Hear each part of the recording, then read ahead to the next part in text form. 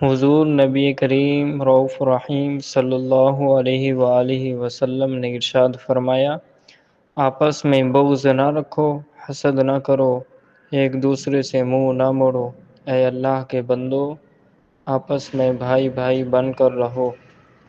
صحیح مسلم میں اس کی مزید تشریح یوں فرمائی، اس حدیث میں اسلام نے ہمیں 3 بڑی برائیوں سے بچنے کا حکم دیا: بغض، دل میں نفرت رکھنا، دوسرا حسد، دوسروں کی نعمتوں سے جلنا، تیسرا جو بیان کیا قطع تعلقی، ایک دوسرے سے بات چیت بند کر دینا۔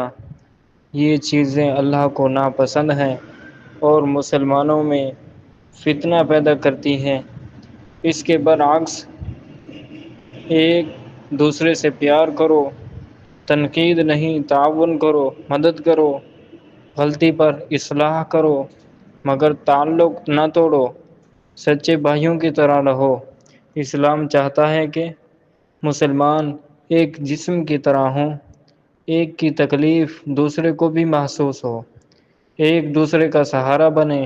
جہاں نفرت ختم ہوگی وہاں اللہ کی رحمت اور ایمان کی مٹھاس آئے گی۔